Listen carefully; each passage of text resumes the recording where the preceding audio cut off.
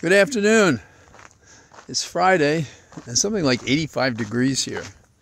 And I spent a good part of the day writing, so I was kind of oblivious to it. But so far it feels okay. I've been out a little bit. So what kinds of things are on my mind? Well, I've been trying to get out safely myself. And every once in a while I have this thought, am I being too careful? But there are reports today that COVID-19 continues to be the leading cause of deaths. So those of you who are distancing and wearing masks and so forth, particularly if you have any immunosuppression questions, keep on trucking. And they've asked people, I think it's over 65, to get another booster to protect themselves from COVID-19.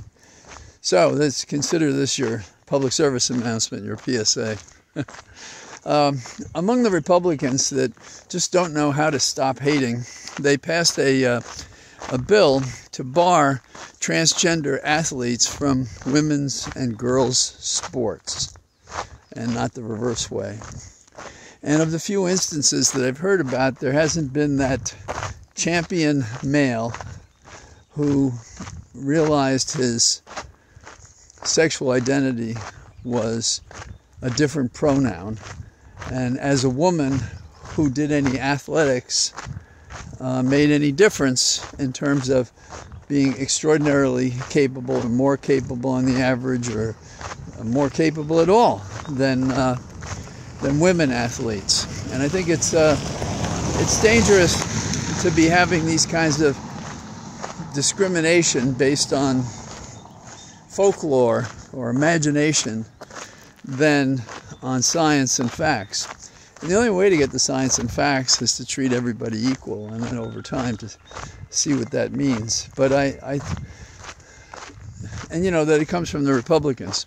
Now, this is a hypothetical question because the Senate is never going to pass the bill, and so it's not going to become law. And if by some accident of absences among Democrats, it would be vetoed by President Biden. So there's that. There's a Trump voter who took on Mike Lindells' challenge, and he's the character that runs around supporting Trump. And he was going on the air a year or so ago, and he issued a challenge, $5 million, if you can disprove what I'm saying, which is that the Chinese, they had something going on here, and they were affecting the election. And so somebody took up the challenge and sent it off to Lindells' offices and said to them, okay, so what do you think? And the answer they got was they pound sand. They wouldn't do anything. So he took it to an arbitrator, and he won. And so he's going to get paid the $5 million. How about that? So Lindell, well, it shouldn't surprise us that he's not very fair, you know, that kind of thing. I want to revisit the Dominion Fox thing for a little bit. The question here is, does this prove that Times Against Sullivan is a good balance? Meaning, you have to have some heft to show that the journalist was actually overreaching, had malice. And if you do that, meaning that you ignore the facts, there's reckless disregard of the facts, then you can be punished for it, sanctioned in terms of dollars and cents, and a finding and judgment against you. Now, some think that's still too heavy a burden.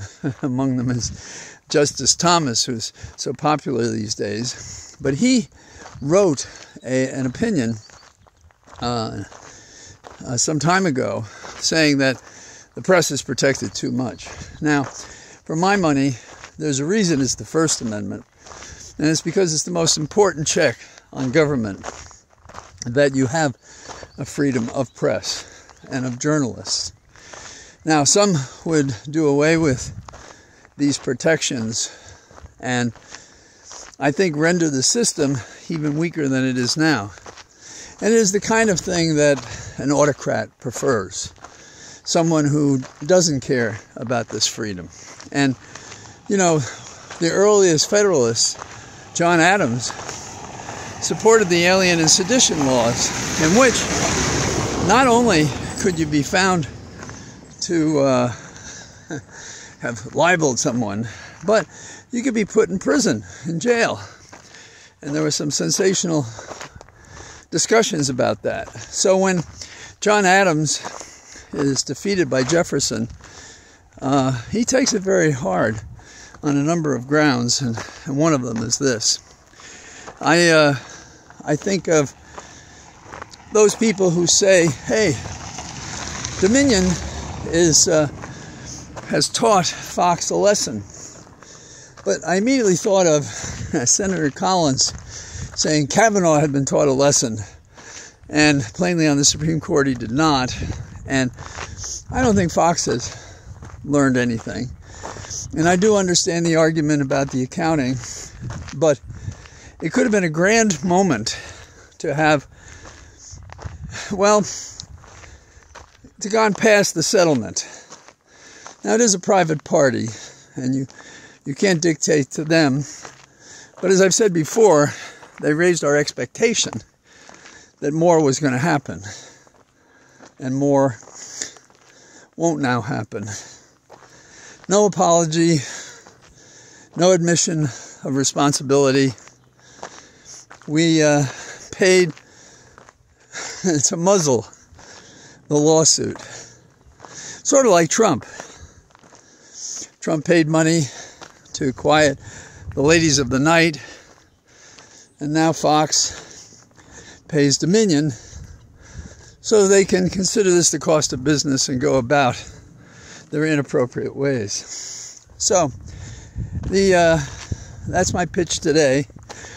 Apparently my left calf is still bothering me, so if I sound a little pained, that's the reason why. I thought after a couple of days doing light work it could do a lot more, but apparently not. But I do have the strength and energy to say goodbye to you from my cathedral of trees. Until tomorrow, bye-bye.